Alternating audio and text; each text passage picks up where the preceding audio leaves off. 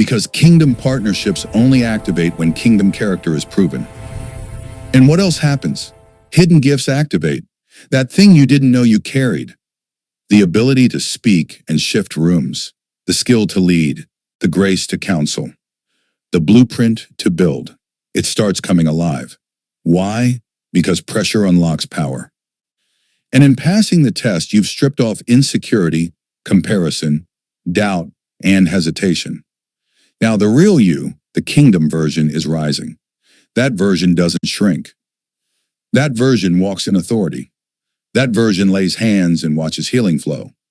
That version commands atmosphere and births strategies from the spirit. That version was buried in your becoming. But now it's being unleashed. And through it all, God is not just blessing you. He's establishing a legacy through you. This isn't just wealth for now. This is vision that spans generations. Businesses that bless nations. Wisdom that outlives your years. Influence that echoes in eternity. Because when you pass the test, you don't just shift your life. You shift your bloodline. The curses that held your family hostage break. The cycles that stole destiny snap. You become the first and not the last.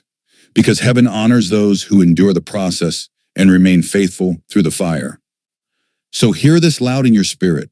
You passed. You didn't fold. You didn't sell out. You didn't settle. You matured. You deepened. You realigned. And now heaven must respond. The drought is breaking. The promise is moving. The weight you carried is being transformed into the glory you now release. This is the beginning of established overflow. Comment 999 if you know you've crossed over into the reward season. Like, subscribe, and share this with another chosen one who needs to understand. You don't chase wealth, you align with it. And when the test is passed, the gates swing open. Don't fail this test through emotion or ego. Chosen one, you are closer than you've ever been. The door is within reach. The atmosphere is ripe. The test is almost complete. But let this word catch you before you trip at the finish line. Don't let emotion or ego cause a spiritual miscarriage at the moment of birthing, because the enemy doesn't mind you passing the beginning. He waits for the final hour. And he knows if he can trigger your feelings or your pride at the gate of your breakthrough, he can delay what heaven intended to release. Let's be clear. This final test is not about strength, but stillness. It's not about performance, but posture. And most chosen ones don't fail because they're weak. They fail because they're weary. Because waiting got long. Because silence got loud. Because promises felt stale. And that's when the soul starts getting loud, emotionally and egotistically. One wrong turn in frustration. One ego-driven reaction to delay. And just like that, what was supposed to be released in days gets pushed back to months or even years. Not because God changed his mind, but because we shifted our posture under pressure. Let's talk about the first way chosen ones miss it. Emotional decisions made in frustration. You've been praying, obeying, believing, fasting, but nothing is moving. Yet. And instead of staying still, the urge rises. Let me make something happen. This is the moment when counterfeits look most attractive. When shortcuts start whispering. When old patterns knock on your door with new disguises. It's the pressure to pick what's close enough instead of what's God-ordained. And when your soul is tired, it's easy to confuse relief with reward. Think of Saul in 1 Samuel 13. He was anointed king but panicked under pressure. Samuel told him to wait 7 days for a sacrifice. But when the people scattered and the prophet delayed, Saul acted out of emotion and made a move he was never authorized to make. That one emotional decision cost him the kingdom. Not because he wasn't chosen, but because he didn't know how to wait. He let frustration move his hands before God moved his. Chosen one, hear this. Emotions are valid, but they are not wise. They're not built for leadership. They're built for honesty, not decisions. And when you're at the edge of breakthrough, you must feel deeply, but act slowly. Now let's address the second enemy, ego-based reactions to delay. This one is sneakier because it dresses itself in confidence. When your ego is hurt by delay, it starts crafting its own timeline. It says things like, maybe I don't need to wait. Maybe I've outgrown this instruction. Maybe I'll do it my way now. And just like that, pride kicks in. The same pride that caused Lucifer to fall. The same pride that hardened Pharaoh's heart. The same pride that made Uzziah enter the temple unauthorized and die in his own authority. Chosen one. Ego is a liar. It makes you think you're acting in faith when you're actually moving into an offense. Ego isn't always loud. Sometimes it's subtle. It shows up when you stop seeking wise counsel, when you start ignoring the Spirit's nudge, when you confuse silence from God as permission to proceed with your own plan. It's the part of you that says, I've waited long enough. I deserve this now. And the truth is, maybe you do deserve it. But kingdom wealth isn't released on deserving. It's released on discerning. And discernment always comes from submission, never from self-glory. Here's the deeper danger. Both emotion and ego will make you sabotage your season without even knowing it. You'll call it strategy, but it's striving. You'll label it progress, but it's panic. And you won't know you failed the test until you're in the wilderness again, wondering why everything feels harder when it should have been easier by now. That's how subtle it is. That's why the final test is so spiritual. It's not just about choices. It's about inner posture. So what do you do instead? You stay still, not inactive, but rooted. You worship when the frustration rises. You rest when your mind wants to overthink. You wait for green lights instead of running red ones. You remind yourself, God is not late. I am not forgotten. This delay is divine. And you keep your ego on the altar and your emotions in check because the enemy always gets the loudest right before you step through the door. That confusion, that temptation, that old flame texting you, that shady opportunity offering quick money, those aren't coincidences. That's warfare. That's distraction disguised as destiny. Oh, chosen one, you're at the threshold. And thresholds always come with pressure. But if you can hold the line, if you can stay still when everything in you wants to move, you'll walk into a level that makes the test worth every tear. The wealth is real. The breakthrough is close. The alignment is exact. But this is the moment where heaven says, let me see if they trust me more than they trust their feelings. Comment 777 if you know you're on the edge and refuse to fold. Like, subscribe, and share this with another chosen one who's battling emotion or ego in their final hour. Tell them, stillness is your sword, and silence is your sign that heaven is watching closely. Don't move without him. The promise is right in front of you. God wants to trust you with kingdom resources. Chosen one, let's make something very clear. This isn't about money. This is about assignment. The delay, the pruning, the tests, the isolation. It's all been leading you to one divine question. Can God trust you with kingdom resources? Not just for your comfort, not just for your bills, not even just for your dreams, but for the advancement of his divine plan on earth. Because in this hour, spiritual wealth is not flowing to the loudest voice. It's flowing to the most aligned vessel. You see, kingdom prosperity doesn't move like worldly wealth. It's not just about success or numbers or networks. It's not about hustle. It's about heavenly entrustment. God isn't looking to make you rich. He's looking to make you ready to carry weight, ready to release resources, ready to influence without being seduced by the spotlight. Because true abundance isn't something you chase. It's something that's assigned to those who can carry it without corrupting it. That's why you've been under pressure. That's why the warfare increased. That's why your emotions have been stretched and your faith has been tested.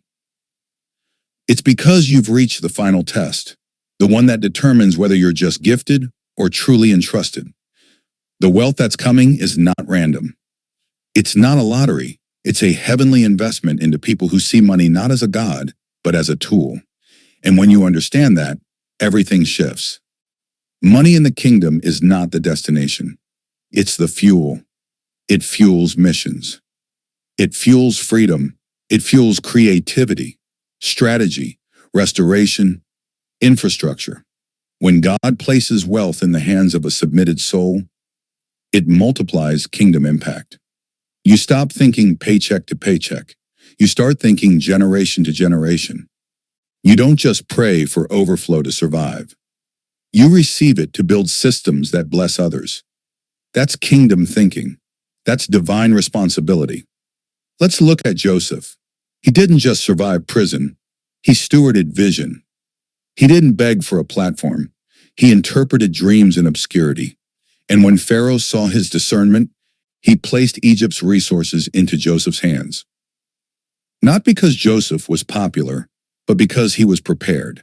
And Joseph didn't use that power to enrich himself. He used it to preserve nations. That's the model.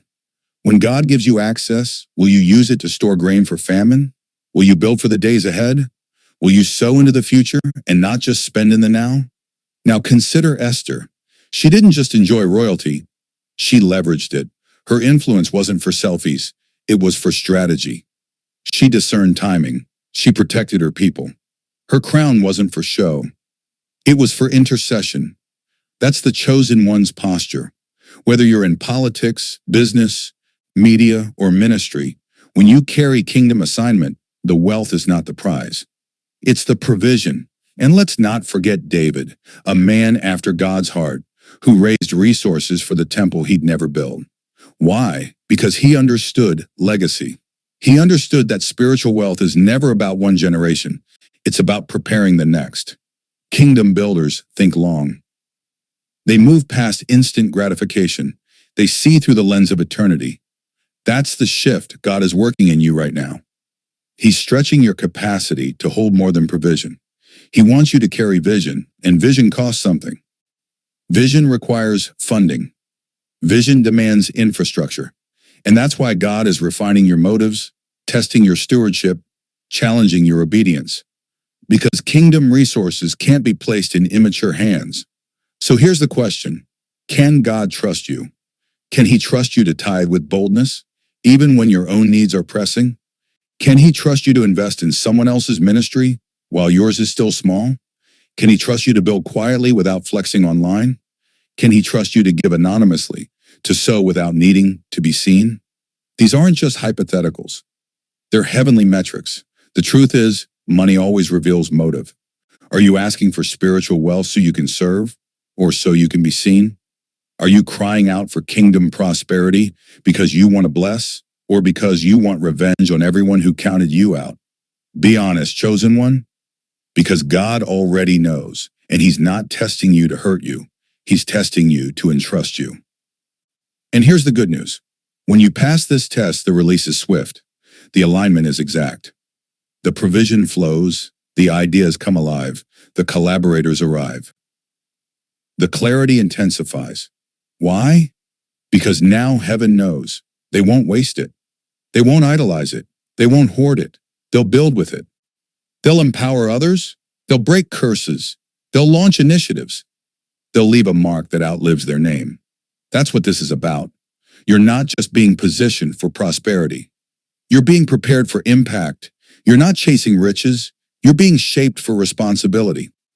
And God is not delaying because He's unsure. He's delaying because He's refining your inner architecture.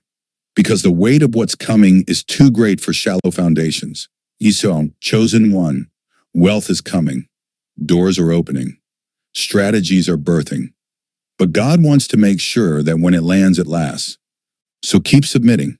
Keep stewarding. Keep surrendering. You're not just building a life. You're building a kingdom footprint.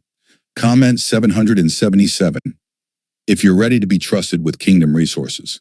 Like, subscribe, and share this with another chosen one who's tired of chasing and ready to carry. Remind them, spiritual wealth isn't a prize. It's a placement. And when God sees a heart He can trust, He funds the vision without limit. Strategies to pass this final season with excellence. Chosen one, you're not just surviving this season. You're being called to pass it with excellence. Not by being flawless, but by walking in full alignment. Let's settle this first. Excellence in the kingdom is not perfection. It's obedience. It's staying close to God when clarity is limited. It's showing up even when the rewards are invisible. It's trusting that what feels like delay is actually divine development. This final season isn't about impressing God. It's about surrendering to Him completely. Now is not the time to get sloppy with your spirit. You're too close. The finish line isn't where you relax. It's where you tighten your discipline. It's where you seal what you've learned with unwavering consistency. It's where you apply what you've grown through. Heaven is watching not just how you pray, but how you steward pressure. And for that, you need more than motivation. You need strategy. First, fast from fear, not just food. Spiritual fasting isn't just about denying the body. It's about purging the soul. And in this season, the real toxin is fear. Fear of missing out. Fear of falling short. Fear that it might never happen. Let go of it. Starve it. Replace it with radical trust. This fast is about your focus. It's about silencing every internal voice that contradicts the promise of God. Because if fear keeps feeding, faith stops growing. And you cannot pass this test in fear. You must fast fear like it's poison, because it is. Next, speak only what aligns with breakthrough. Your words are keys. They open or shut spiritual doors. In this final season, every sentence must pass through a filter. Does this agree with the future God showed me? If not, don't say it. Don't joke about failure. Don't speak out of frustration. Don't curse what God is still forming. Your words must prophesy even when your circumstances contradict the vision. Speak breakthrough. Speak overflow. Speak discipline. Speak provision. Because your tongue is steering your season. And in this final lap, every word matters. Third, protect your mind from comparison. This is one of the enemy's sharpest tools at the threshold of promise.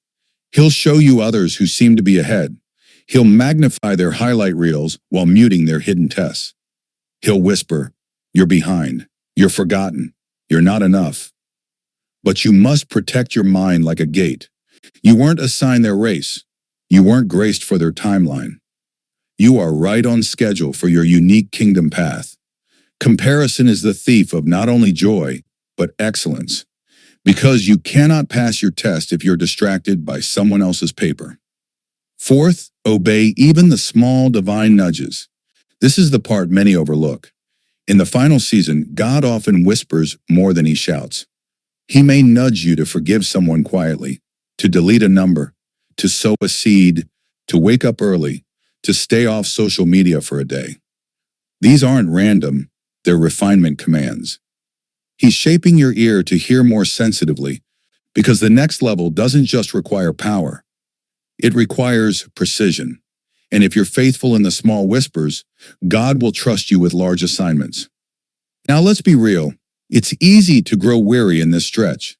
The enemy will try to convince you that excellence is exhausting, that you've done enough, that you can coast to the finish line.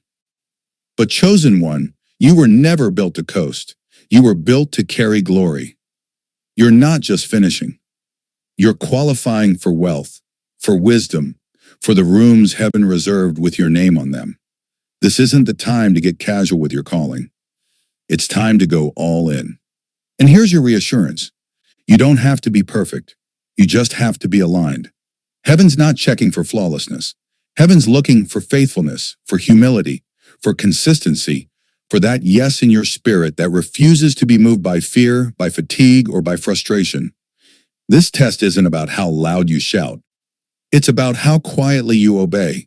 It's not about your pace. It's about your posture. Chosen one, don't just cross the line. Cross it with excellence. Let your worship be intentional. Let your boundaries be guarded. Let your actions match your anointing. This is your refinement season, and how you finish will shape what you're trusted with next. Heaven is watching, not just for effort, but for alignment under pressure, and you're ready. Comment 999 if you're choosing to finish this final test with excellence. Like this word, subscribe to the channel, and share this with another chosen one who needs strategy more than sympathy. Remind them this season is not about perfection. It's about posture. Stay aligned and watch how heaven responds with increase. The door is closer than you think. Chosen one, don't you dare give up now. You are not lost. You're being launched. You are not late.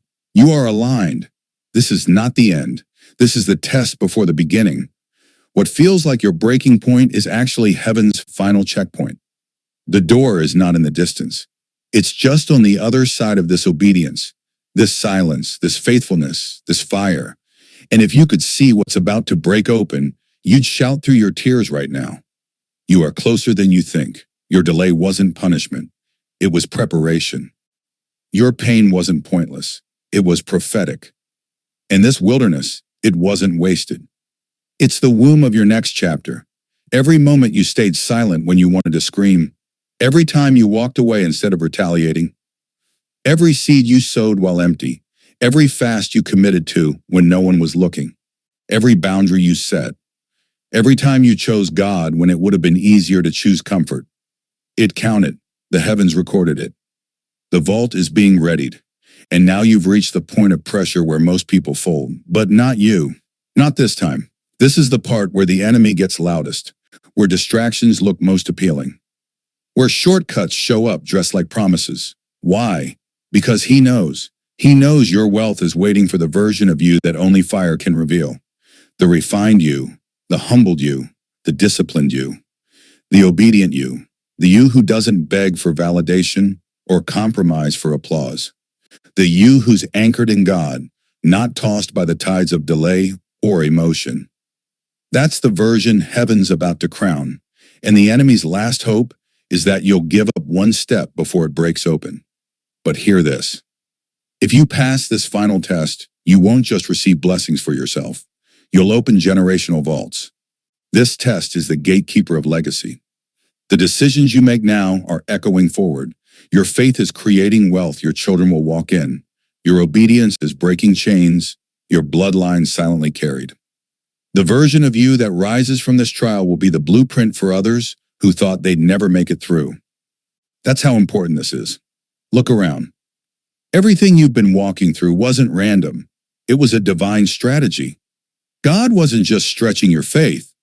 He was refining your capacity. You thought you were waiting on him, but he was shaping you for what you asked for.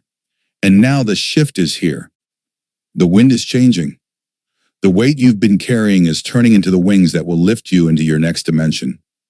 It will happen suddenly, but it will not be undeserved. Because you endured the process, because you chose purity over performance, because you kept showing up when it would have been easier to quit. You become the kind of person God can trust with weight, the kind of person who won't idolize the blessing, who won't hoard the overflow, who won't forget the wilderness once you reach the palace. That's why he's choosing you. So let this be your final fuel. Oh, don't fail this test. Don't bow to doubt. Don't partner with fear. Don't abort what's almost here. The vault of heaven is being unlocked for you, but more importantly, for everyone tied to your yes. Because this isn't just about money. It's about mission. It's about momentum. It's about mantle. And this test is the threshold. Take your authority back. Rebuke every whisper of failure. Release every lingering fear. Realign your speech. Recommit your posture. The kingdom is counting on you to finish, and the glory that's coming after this will be undeniable. Comment 999 if you're determined to pass and receive what God promised. Share this with someone who feels weary in the wilderness. Someone who needs to know that the door is closer than they think. Encourage them. Stand with them. Be the reminder that their pain has a purpose and their promise still stands. Thanks for watching till the end. If you found this video insightful, please give it a thumbs up, subscribe to our channel, and hit the notification bell so you never miss an update. Share your thoughts and experiences in the comments below, and let's continue to build a community of like-minded souls dedicated to spiritual growth and personal development. Stay blessed and continue shining your light. Until next time, thank you for being a part of Spirit Guide Tales.